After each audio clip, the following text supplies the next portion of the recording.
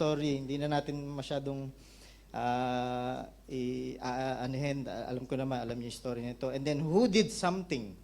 Or sabihin na natin na, who is the key player in the story and why? Diba? Si Peter, diba?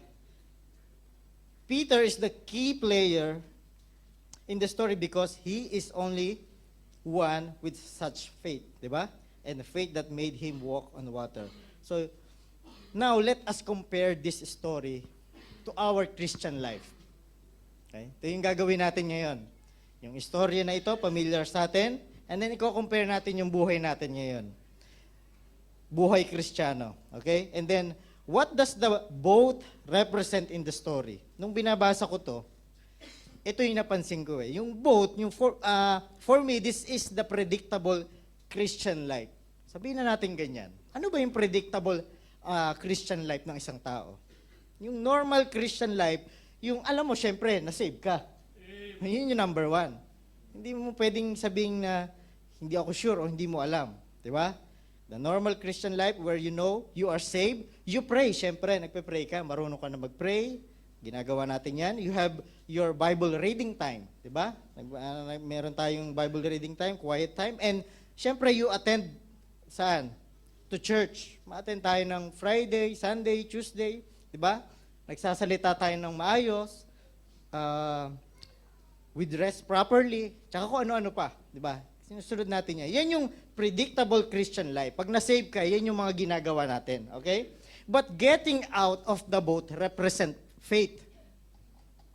Represent faith. Okay? Getting out of the ordinary or predictable, getting out of the normal activities of Christian. Kaya ito yung gusto kong matutunan natin tonight. Getting out of the boat and walking on water with Jesus also display an exciting Christian life. Ito yung gusto natin, ito yung dapat matutunan natin ngayong gabi. Hebrew chapter 11 verse 8, sabi dito, alam niyo yung verse na to, paki-flash na lang dyan. And then, ito yung kay Abraham, di ba? By faith, Abraham, when he was called to go out into a place which he should after receive for an inheritance, obeyed, and he went out not knowing whither he went. Di ba? Imagine niyo yung sarili niyo. Imagine yourself telling to your family, magbalot ka na. Pack your things, ride in the car, and then we will go now because God told me. So, then, your wife and your kids will ask you, magtatanong yan, syempre, saan tayo pupunta? Where are we going? And do we have a place to stay?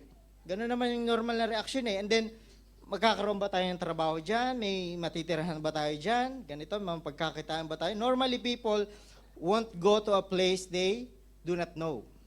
Pero to si Abraham, ni yung lugar hindi nga niya alam eh. Pero sumunod. Okay? So ito, hanggang kailan tayo mag-i-stay sa normal na ginagawa ng isang Kristiyano? Ito yung challenge. Kaya nagpe-pray ako, ano kaya ako ang magandang topic. Nagpe-pray ako hanggang sa nakita ko ito. Yung preaching na ito, matagal ko na itong ginawa. Siguro 2019 pa. So nakatago lang siya lagi sa cellphone ko. Marami ako outline dyan na para pagka tinawag ako, ready ako. At isa yun sa natutunan ko kay Pastor Toquero. Dapat ready ka pag Christian ka. Pag preacher ka, dapat ready ka. Hindi yung nung ka palang gagawa. Dapat meron ka Alam ng wife ko yan na kahit wala naman ako schedule, gumagawa ako. Okay? And then sabi dito, do you want an exciting Christian life? Gusto nyo ba? O doon na lang tayo sa boat natin na, okay, nag-church tayo, ganito, ganyan, ganyan. O gusto natin ng something mas masaya, may fun. Okay? So, sino dito yung mahilig mag-slide sa swimming pool? O, di ba yung mga boys, mahilig yan. Ako din mahilig eh. Kahit hindi ako masyadong marunong lumangoy. And then, who among us here like to go down in a swimming pool? Which part of the slide is exciting? Alin kaya doon? Yung nandun ka na sa taas, tapos nagde-decide ka, tatalon kaya ako? Mag-slide kaya ako? Or yung nandun ka na, yung when you are already at the bottom, o yung nandun ka na, yung nasa tubig ka na. Or it is when you are in the middle of sliding and you feel like you are facing a bit parang delikado, danger. Alin kaya doon sa tatlo? Ang masaya, di ba yung nasa middle? Yung nasa middle, di ba? Nandyan yung fun, nandyan yung parang medyo delikado, pero alam mong nandito, kaya ka nga nag-slide, di ba? So, yan yung ginawa ni Peter dito. Okay? Ito yung ginawa ni Peter. So, point number 1, get out of the boat. Sulat nyo, get out of the boat. Take chances. Sabi dito sa verse 29, and he said, come, and when Peter was come down out of the ship, he walked on water to go to Jesus. Okay? Huwag natin sasabihin na, do not ever tell me that being a Christian here in BBC is boring. Boring ba kayo dito? Huwag natin sasabihin yan. Kapag pag ganyan na yung bukang bibig mo, okay? Ganyan na yung sinasabi mo, nagko-complain ka na, that activities are done, lagi na lang, paulit-ulit, that you can find nothing, wala akong makitang gagawin, and then the same person na naman, siya na naman yung magpipreach. Diba? The reason why are you able to say that is you have been sitting in your boat far too long. That is the reason. Check nyo yung heart nyo. Nagko-complain ka na ba? Naboboring ka na ba dito? Ako nga niisip ko, ano kaya pwede kong gawin na hindi ko pa nagagawa? Kaya naisip ko kumanta kanina. In-apply ko na kagad Diba? Sa buong buhay ko, 36 na yata ako, 37. Ayan. 37, ngayon lang ako kumanta ng ganyan, na may solo part. Okay. So, diba? Ito yun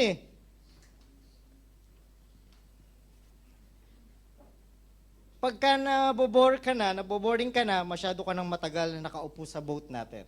Sa Christian life natin, sa predictable life ng isang Christian. Do something big for God. Okay? Minsan naman, na tayo, mag-isip-isip naman tayo, ano kaya pwede natin gawin, di ba? This reminds me of my father back when he decided to study in the Bible school. Kwentuhan ko kayo ng konti Instead of sending me to school, he and my mother were the ones who studied. Sila yung nag-aral, okay? And then even back then, he already had a calling. Doon pa lang sa panganay namin magka-college, meron na siya Sinasabi niya na yan sa amin. But he kept delaying it because he needed to provide for our education. Ganun naman talaga ang tatay di ba?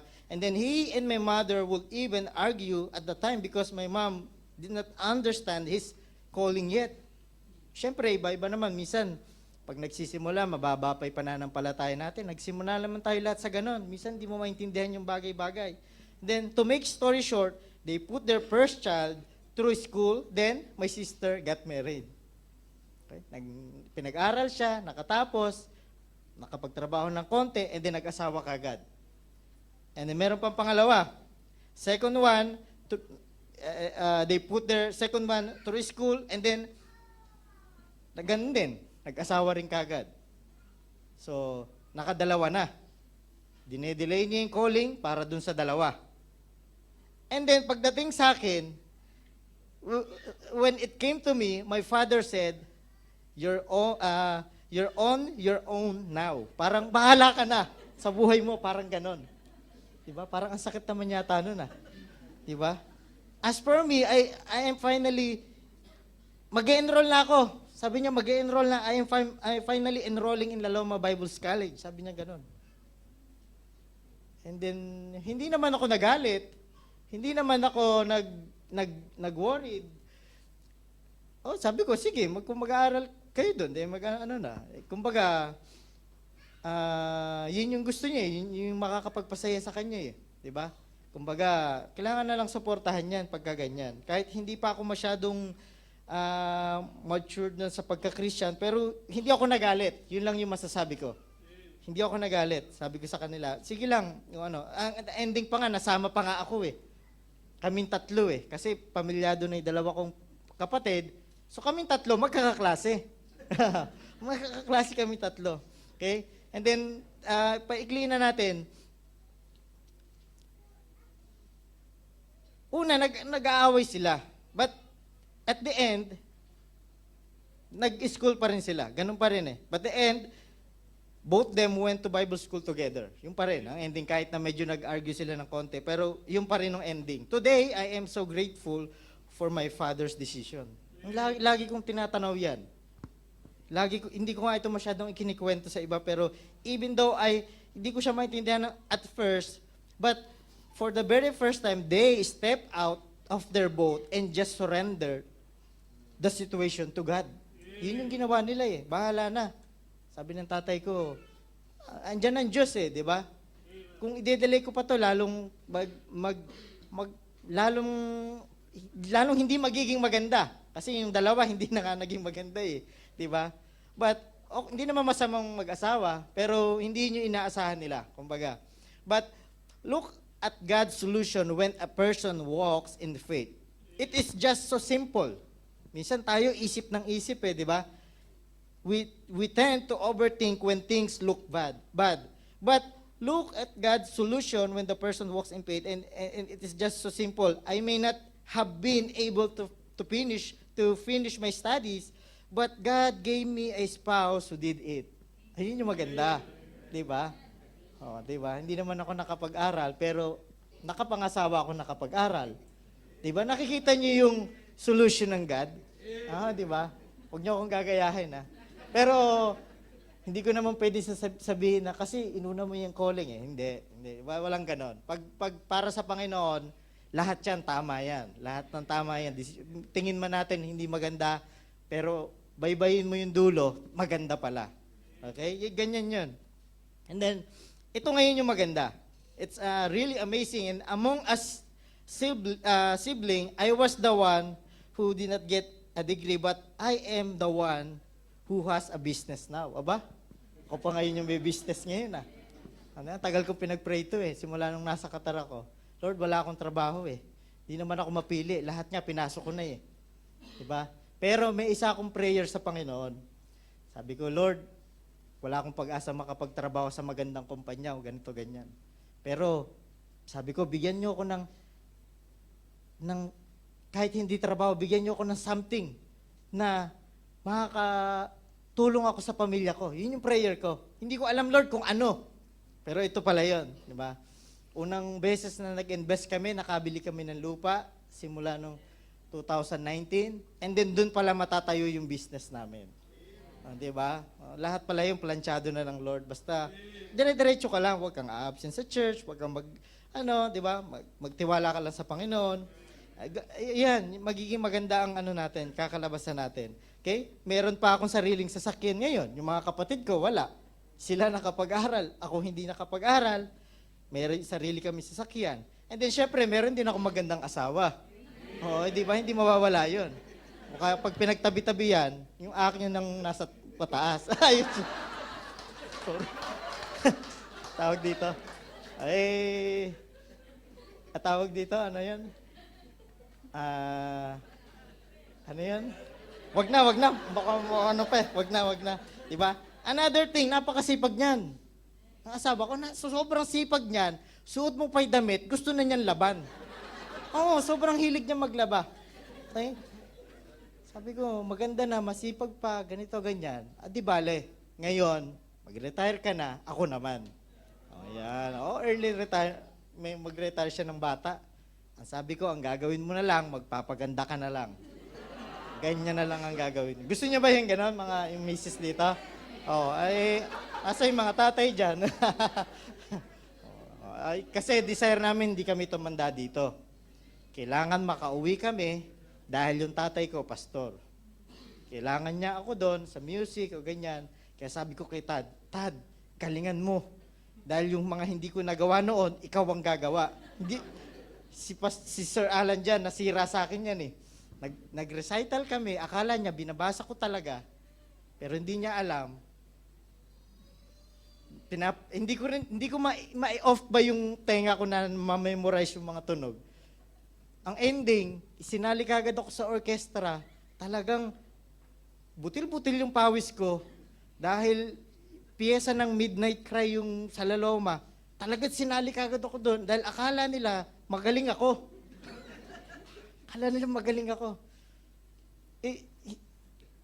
Hindi ko masabi na kunwari lang ako nagbabasa, lahat lang yung pinapakinggan ko. So pero alam niyo yung nagtagal na-realize ko na kapag may mga song na hindi matugtog, ito yung time ko para ilabas yung gift na binigay sa akin ng Lord. Sabi ko, maganda rin, magagamit din siya sa ministry. So sabi ko, kahit hindi ko man siya natutunan ngayon, Tad, ikaw nang bahala. Pag-uwi natin, marunong ka na magnota, tuturuan natin sila doon. So yun talaga desire namin, kailangan namin makauwi. At alam niyo naman yung parents, hindi yan magsasabi na umuwi na kayo. Hindi yan magsasabi. Kahit gusto man nila, hindi sila magsasabi. Kaya, kapag may parents kayo na faithful, at maganda ang buhay nyo, tandaan nyo ito mga kids. Dahil yan sa mga parents nyo na faithful, kung ano man meron kayo ngayon. Oo, totoo yan. Kung nagde-decision sila ng mga ganong bagay, kagaya ng sa tatay ko, nadadaluyan lang ako ng blessing talaga, nang dahil sa decision na yun. Yun. Kaya sabi ko, Lord, makakauwi rin ako, hindi kami magtatagal dito, sabi ko sa Kanya. Yung prayer ko talaga, makauwi na doon, kasama ko yung asawa ko, pamilya ko, at yung help namin doon sa ministry. So, yun yung isa, nasagot na yung prayer ko na yan. Pangalawa, yung kailangan may mapagkakitaan, yan. Kailangan pag-uwi ka, ready ka. And then, this is, ito yung naging standard ko ngayon. Once there is a calling in my family, I was never hold it back because God will take care of all your worries. Ganyan talaga. Try to take chances and opportunities. Okay? Try stepping out and living by faith. Do something big for God and let us try to have an exciting Christian life. Yes, inside the boat, it is dry and you feel safe and comfortable. Ganun naman talaga eh. But pagka matagal ka na dyan, kung ano-ano na yung makikita mo.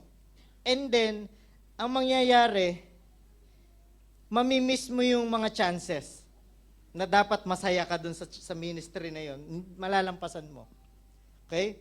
So, what do you want to pursue in your Christian life? Do you want to sit all day in the boat? Sabi dito, Philippians 4:13, alam naman natin yan, I can do all things through Christ, which strengthened me. Okay? So, get out of the boat. Alis tayo doon sa plain Christian life natin. Gawa tayo ng something big for the Lord, or great. Diba? So, point number 2, don't listen to the boat talks or to the others. Okay? There are the people in the boat telling you, huwag mong gawin yan, huwag kang bumaba dyan, mapapahama ka dyan. It's too risky, you're going to get hurt, you're going to embarrass yourself, don't even try because you can't handle it, you fail and baka malunod ka pa dyan. Ang sabi nga dun sa verse, may natakot sila eh, di ba? Natakot, akala nila multo. Yung sila nagtakutan. Okay? But, minsan sasabihan ka na, tawag dito, alam mo, nasosobrahan ka na sa pagbabible, ganyan eh. Kakapasok mo dyan sa baptist. Minsan nakikinig tayo sa mga ganyan salita eh. There are people who choose to stay on the boat because their people told them not to do this or that. Okay? Sabi dito, ito yung nire-represent ng boat eh. Tingnan natin sa story. And then, let us see what the boat has to say about Jesus. Sa Mark chapter 3 verse 20. Sabi dito, babasahin ko, and the multitude cometh together again so that they could not so much as eat bread. And when his friends heard of it, they went out and laid hold on him, and they said, he is beside himself. Wala ka na sa iyong pag-iisip. Okay? And then, ano ba yung meaning ng he is beside himself? Sabi dito sa Acts chapter 26, verse 24 and 25, sabi dito, and as he thus spake for himself, Festus said with a loud voice, kanino? Kay Paul, thou art beside thyself, much learning that make thee mad. Diba? But he said, I am not mad. Sabi niya, most noble Festus, but spake forth the words of the truth and soberness. Di ba? Alam naman natin yung word na mad di ba? Yan yung parang crazy, insane ka, parang ganyan, parang may mentally ill ka, or nawawala ka sa iyong pag-iisip, nasisiraan ka ng bait, parang ganyan. Biruin niyo, sinabihan si Kristo ng, he is beside himself. Hinawakan siya. And then, ito rin si Paul. Jesus was told insane, Peter was told insane, but I want to point out here is that we need to try to do something for the Lord that we haven't tried yet.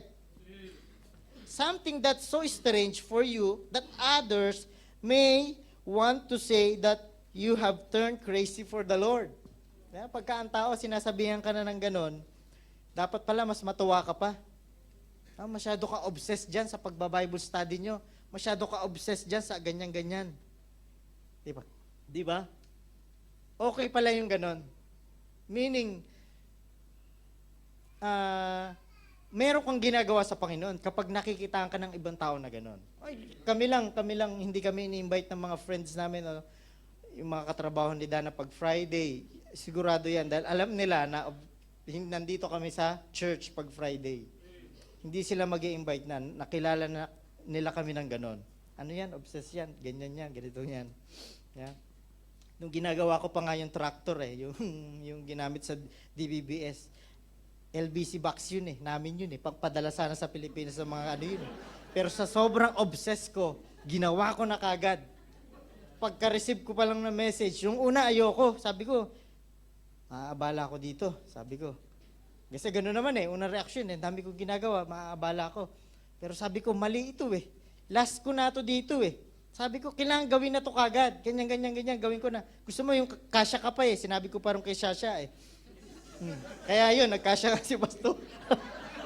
Ayun Sabi niya, wag naman kuya, hindi, itotodo ko na. Sabi ko, last na ganyan. So, maging obsessed tayo minsan sa isang bagay na pinagkatiwala sa atin ng Panginoon. Okay lang yan. Kahit sabihan kanila ng, what, are you mad? Parang, try to be mad or obsessed for the Lord. Yun na lang. Okay? Sasabihin pa, hindi, matanda na ako. May edad na ako. Yan yung maganda. Tingnan niyo yung tatay ko, matanda na nag-enroll ng Bible School. Mag-enroll kayo dito ng Bible School. Meron naman, nandito na. Hindi na nga, kasabay na nga ng service, di ba? So, mag-ano tayo dyan. Pag dinesire natin yung mga offices na yan, ibig sabihin, nagdi-desire ka na maganda, sabi ng Bible. Okay? Huwag natin pakinggan yung sasabihin ng iba. Let not listen to what others say. Let listen to the Lord what is saying to us. Yun yung importante. Okay, yun yung importante. So number 3, be a participant. When you get out of the boat, you are a participant. Okay? Gusto ka ng Lord kasama kaya sabi niya, come. Kung papasinin niyo doon sa story, di ba? Who are the spectator? Yan yung tanong. Sino yung audience doon? Yung mga naiwan doon sa boat. Mga disciple. And who are the participant? Dalawa. Si Jesus and si Peter. Sino dito naglalaro ng basketball? Who like sports like basketball? Di ba? When you saw a team of basketball player and they lack members, your goal should be to be a part of the team. Ganun naman talaga di ba? Deep inside, naku, sana ako yung tawagin. Di ba? Sana ako yung makalaro. And then, kapag nandun ka na sa team na yon, mas gusto mo, kasali ka pa doon sa first 5. Di ba? Hindi ka makukontento, sana ako rin yung starting member. Ganyan Di ba? Dapat hindi tayo kontento. You should then aim to be a part of verse 5. Di ba? Ganyan sa sports. And then, when we are in the church, and it's time for, example, congregational singing. Dito na lang. Pasimplihan na lang natin. We should sing. O gusto mo audience ka lang, mag-participate tayo. Okay? We should participate. We should not be a spectator. We should not look on how others sing if their voice is good or not. Diba? Hayaan nyo sila kung sila'y sintonado. Buti pa nga sila kumakanta, ikaw nanonood lang Diba? Minsan tingnan natin sarili natin. Diba? Kumanta tayo pag singing time, kanta. Diba?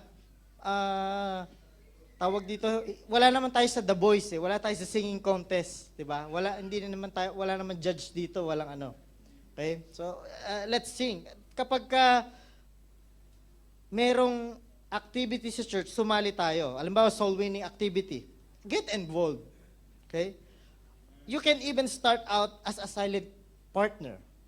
Kung hindi ka pa ganong marunong. Ako, dumaan ako dyan sa pagiging silent partner. What exactly does a silent partner do? Ano kaya talagang ginagawa ba ng isang silent partner? Una, syempre, nagpe-pray. Yun yung unang trabaho niyan. And then, you watch out the potential distraction. Lalo na pag sa labas. Okay? Pagka nakita mong may iistorbo doon sa kausap nung nagso-soul winning, salubungin mo na. Ganon yung ginagawa namin dati. Salubungin mo na, saksakin mo na, hindi naman. Huwag naman. Saksakin mo ng salita ng Diyos. Kumbaga parang, ano yun? Yun na yung time mo. Binigyan ka na ng Diyos ng prospect, nakakausapin mo pag nangyari yan. Pero pag hindi, yan naman, kunyari kasi may mga kaibigan na parating, itatry na istorbohin sila, ikaw na ang bahalang umano doon. And then, you listen to how the gospel is shared. Siyempre, kaya ka nga, partner di ba? Next time, it will be your turn to speak. O, ganyan. So, dumaan tayo sa ganyan. Ang sabi sa amin ni Pastor Angeles noon, alalahanin mo lang kung paano ka na-save noon. Inisip ko, anong ibig niya sabihin? Kung paano mo siya naintindihan noon. And then, yun lang din yung sasabihin mo. Kaya kapag save ka, kaya mo na rin mag-share Kasi na-experience mo naintindihan mo yun din Ang di lang natin ganong alam, yung mga verses, syempre yun yung aralin mo, yung pagsunod-sunod, di ba? Pero kaya mo talaga. Kaya mo talaga. So, get involved and participate. So you don't miss out the exciting part of being a Christian. Diba? Paulit-ulit na lang, but the truth is, the exciting part of a Christian life are already passing by and you just can't see them. Hindi mo lang nakikita. Kasi ganyan na yung isip natin. Paulit-ulit lang yan, ganyan. Dumadaan na yung mga chances. Wala na. Kaya ka naboboring dahil sa ganong ugali. Okay? There are opportunities that you will never get back. Totoo yan. And one day, you look back and say, I miss my chance. Yun na lang ang sasabihin. Imbis na, tingnan nyo yung disciple. Imbis na lahat sila nakalakad. Sino sa Bible ang nakapaglakad sa tubig? Simula Genesis hanggang Revelation. Siya lang. Iba naman si Moses, hinati naman Ay, nung naglakad nga sila, dry pa nga yung nilakaran Pero ito sa ibabaw ng tubig. Siya lang. Yung mga disciple, na-miss na nila. Exciting life sana yon, fun sana yon. Hindi to basta-basta na makakalakad ka sa ibabaw ng tubig. Dito rin sa ministry natin, minsan lang dadaan yan sa'yo. Minsan lang. Pag pinalampas mo yan, baka yun na pala yung last. Sayang. Ikaw din. Diba? Kaya ako, kung pinalampas ko lahat yung preaching schedule ko, hindi ako magkakaroon ng bagong damit. Ito, bago to. Diba? Kaya ako, gawa ng preaching para lagi akong may bagong damit Diba? Naalala niyo yung unang-unang preaching ko? Bago? Bago yun, binilan ako ng asawa ko ng bagong damit. Hanggang ngayon, sa kahuli-ulihan. Bago pa rin. Okay? Ganyan ka-supportive yung misis ko. Okay? Tinutulungan pa niya ako mag-translate niya sa English, ganito, ganyan. Basta, kaya mo yan, ganyan. Mag-aral ka lang, ganyan. So, what do you want to be with Jesus? Do you want to have fellowship with Jesus? Gusto niyo ba maka-fellowship ang Panginoon? Kung gusto niyo, wag tayo doon sa plain Christian life. Baba tayo sa boat, nandun siya. Minsan, kaya ko ba yan? Kaya mo yan, kasama mo si Kristo. Gusto kanyang, pinabababa ka si Peter, mali ka. Diba? Gusto ng Diyos ng fellowship. Gusto niya. Kaya wag tayong matakot. Number 4, don't be afraid. When you and Jesus is out of the boat, don't be afraid. Sa verse 30, makikita niya, mababasa niya yan. When you get out of the boat, you will be a lot closer to Him. Totoo yan. Kapag may ginagawa ka isang ministry na dati hindi mo ginagawa, gusto yan ng Diyos. Ay, lalo ka napapalapit sa Kanya. Wala ka doon sa plain Christian life mo. yung predictable, wala ka doon. Ibig sabihin, nagtatry ka ng something unusual o hindi mo talaga kayang gawin. Pero dahil nga gusto mo umalis doon, nagagawa mo sa tulong ng Banal na Espiritu. And then, being close to God means you are in the safe place. Totoo yan.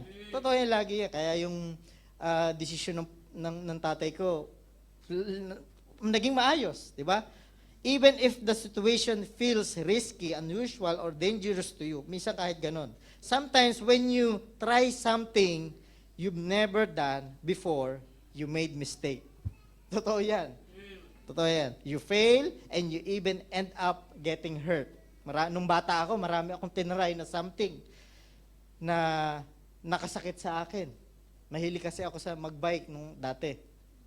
At lahat, extreme yung ginagawa ko. Kung ano-ano, pinalilipad ko yung bike, lahat. Hindi ako masyadong matatakutin. And then, kapag may meron tayong ginagawang, wag kang matakot or mag-alala na baka hindi mag-work out yung plan mo. Okay?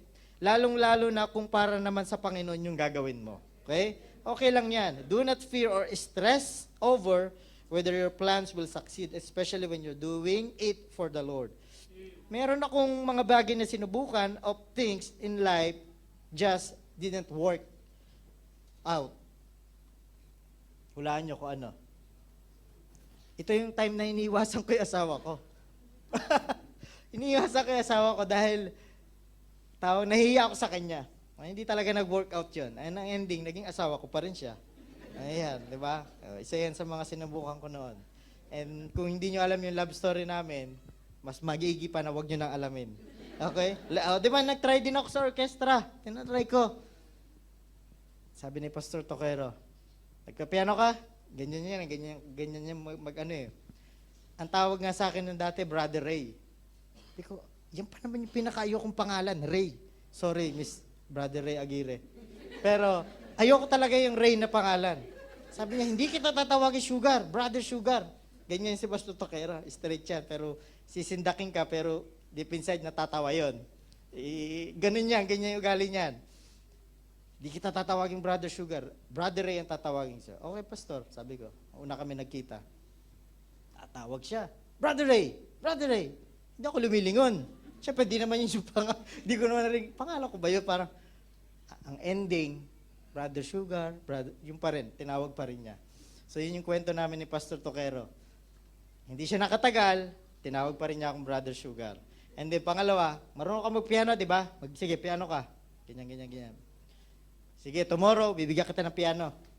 Diba? Sabi ko, galing akong probinsya, napunta ako na Maynila. Sabi ko, sa wakas, meron na akong magiging teacher kasi talagang wala akong, nung nag-aral akong piano, talagang nauupo lang ako dyan.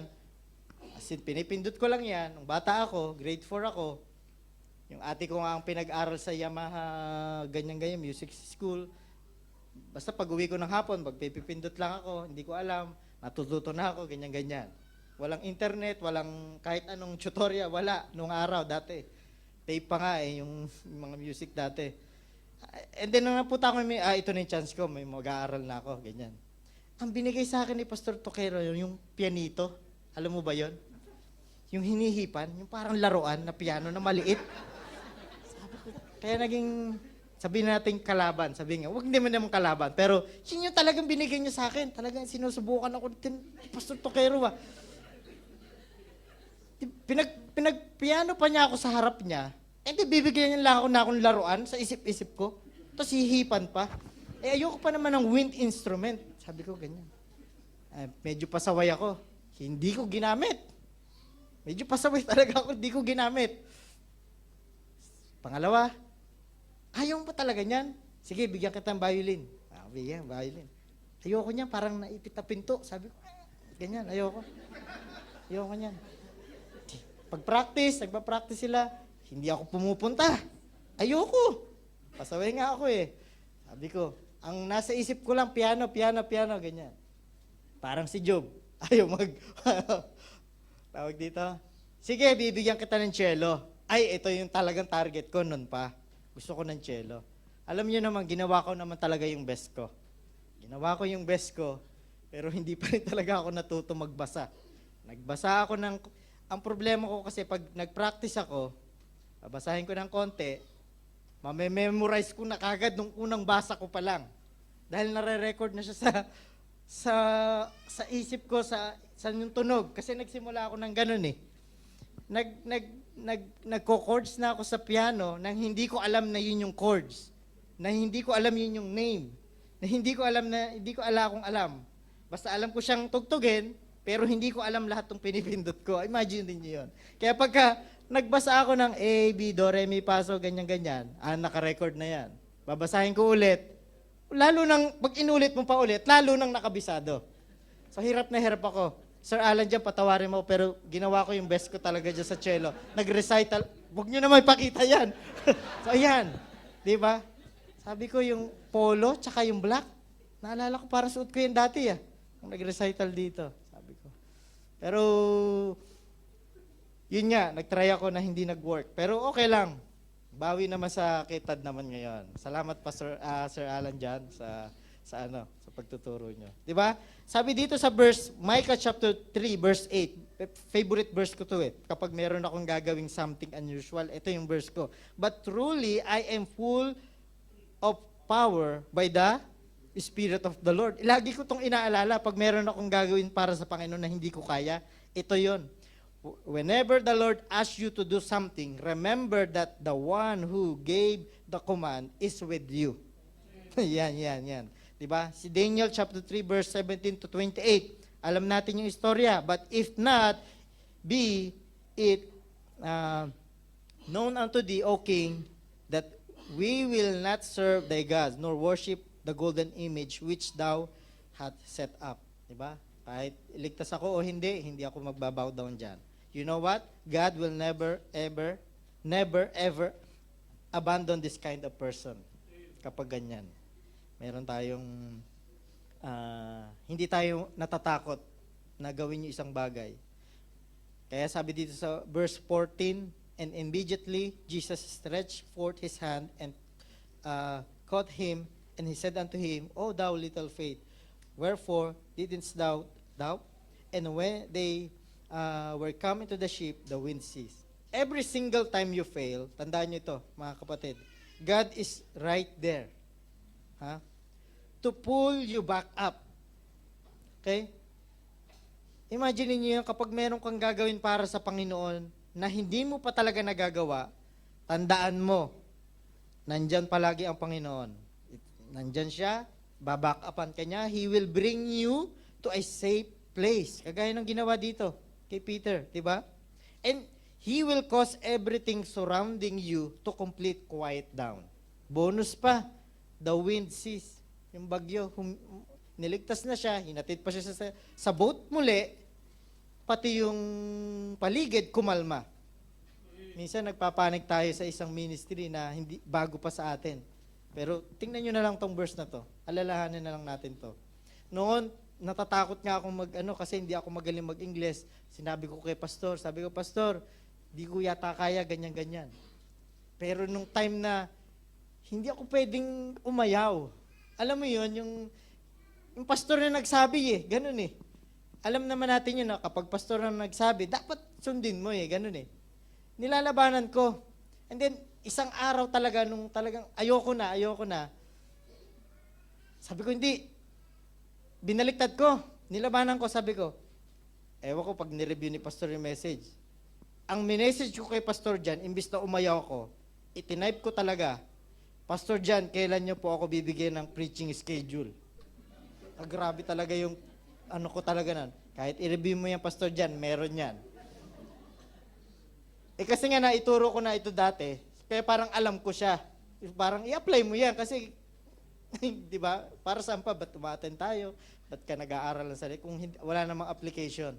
Kaya sabi ko, yung bagay na kinakatakot ko, hindi, kaya yan, isaksak nyo sa kukote nyo, kaya yan. Andyan ang Diyos, babakapan ka niya. Okay? Sana na-gets natin yung lesson natin ngayong gabi. Sorry kung medyo matagal, pero point number 1, get out of the boat. Yung plain Christian life natin, alis tayo dyan. Pangalawa, huwag tayong makikinig sa sasabihin ng iba, kahit sabihin ka nilang nasisiraan ka na ng bait. Hayaan mo sila. Hindi mo yan kaya, hindi ka naman magaling mag-English, alis ka dyan, huwag ka dyan, huwag mo nang pasukin yan. Hindi, sabi ni pastor mas makikinig ako kay pastor. Kasi yan, tao yan ng Diyos ganyan-ganyan. Ikaw, wala ka. Be participant. Sumali ka kung ano yung kaya mong gawin. Yung wala pa si Jemar sa group 2, noon, sinusundan talaga ako niya ni Bro Jemar kahit saan akong group mapuntay yun talaga yung totoo niya kaya napuntayan doon sa amin. Talagang hindi ako marunong magluto. Pang bahay lang yung lutong alam ko. Chinachat ko pa si nanay, Nay, kapag ganito kadami yung kakain, gaano ba karami, ilang kilo, ganyan-ganyan. Walang tagapagluto, wala si Brother Ryan. Siya ang cook sa amin. Sa akin na uwi. Lahat ng mga babae, puro ganda lang. Ay, sorry. Sorry, lahat ng mga babae sa amin, magaling lang maghiwa, magbalat ng sibuyas, ganyan, pero sa pagluluto, yun yung ibig ko sabihin. Diba? Maging participant tayo na talagang lumabas yung pagluluto ko dun na ano talaga diba? Tinaray ko talaga yung best ko para sa Panginoon. Lord, hindi ako magaling magluto, hindi ako chef, ganito, ganyan, pero gagawin ko. Dahil ito yung bago kong inatas sa akin, diba? Number 4, huwag kang matatakot. Nung natatakot ako, baka hindi kainin, ganyan, or baka pangit yung, basta marami akong tinatry, pati nga yung pagkanta kanina, hindi ko pa siya na-try, kaya sabi ko, kakanta ko, bahala na kung sila'y mapangitan, sabihan man nila ako na, magpiano ka na lang, wala na ako, hindi ako matatakot dahil gusto ko ng fun, di ba? Di ba, pag may faith ka, and then lumakad ka sa faith mo, magde-display yan nandun ka sa exciting Christian life mo. Minsan lang yan di ba? Diyan tayo. Okay? So ngayon, ikaw, anong istorya meron ka? Yan ang tanong ko. Last na. Si Peter may magandang istorya. Siya lang ang meron. Kung i-imagine niyo. Ikaw, anong istorya meron ka? Alam nyo, meron akong kakaibang istorya. Minsan, pinipintasan natin si Peter Ay, padalos-dalos yan Ganyan yan Kung babasahin mo yung istorya niya. Pabigla-bigla yan Ganyan siya Di ba? Pero at the end of the day, siya yung sa Bible, siya yung naka-experience lumakad sa tubig. Siya lang. And then, meron akong dating na soul winning na bata. Okay? Nung nasa Lalawma ako. Then, nung bumalik ako sa Nueva Ecija, matagal na, taon na. May nagkwento sa akin na yung batang yon nag-church pa rin. Okay? Kahit wala na ako doon.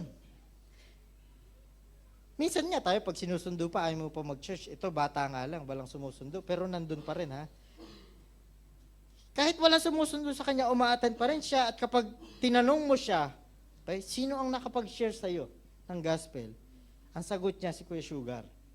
Kaya nung nalaman ko yung kwento na yon, parang, ay, ganito pala yung feeling na parang, pag kasi naging parang worker ka dati, pagod-pagod talaga yung pastor, alam yan ng mga workers. Araw-araw magsa-soul winning ka. Magsasabi mo sa leader nyo, ilan ang isa-soul winning mo? Kailangan maano mo yun. Maabot mo yun. Maghapon ka, simula 1:00 hanggang 5:00. Wala kang gagawin kundi mag-share. Yan, naranasan ko lahat yan.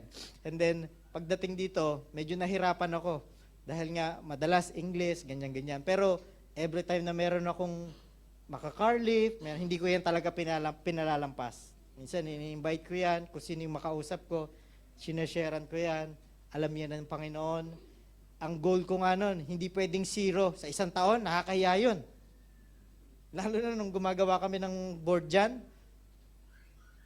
isang taon, wala ka na soul winning, ay, nakakahiya yan. Kaya sabi ko, hindi pwedeng ganyan. Kaya kaming dalawa ng asawa ko, kailangan meron tayong masa-soul winning. Hindi reason niya na ganyan-ganyan.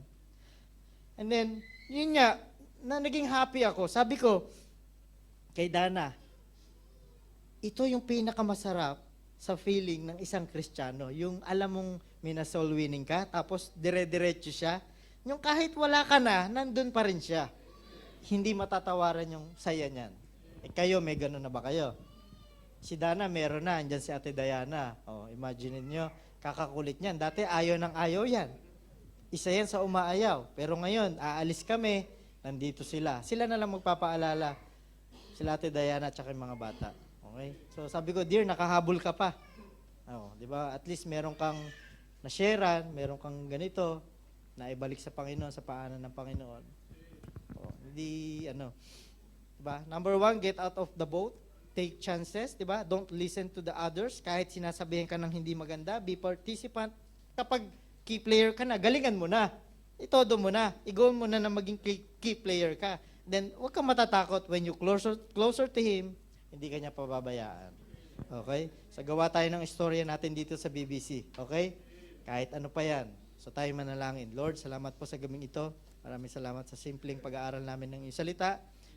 Ma-challenge kami, Panginoon, at mai-apply namin ito sa aming buhay. Salamat, Panginoon, sa church na ito na naging pamilya na aking spiritual life, Panginoon. Ito po aming dalangin sa pangalan ni Jesus. Amen. Every head bowed, please, every eye closed. It's a very simple challenge tonight. Do something that you've never done before. Do something you've never done before. Get out of the boat. And don't let others keep you from stepping out. Sometimes it's not others who are discouraging you from stepping out. Sometimes it's your own self.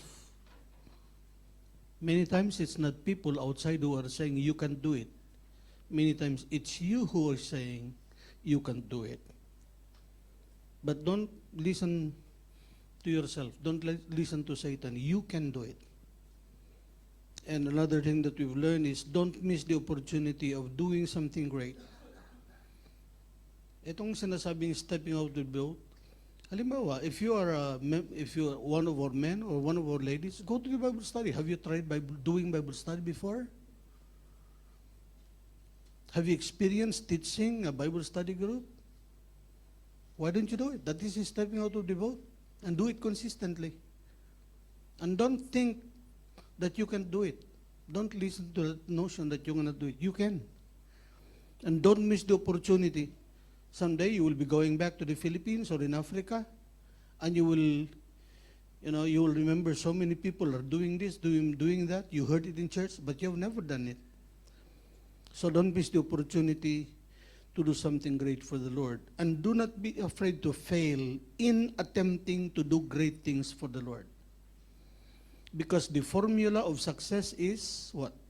Failure plus failure plus failure plus more failures is equal success. So remember these four things. Do something you've never done before. Do not listen to that still small voice that is keeping you from stepping out. And don't miss the opportunity to do great things for the Lord.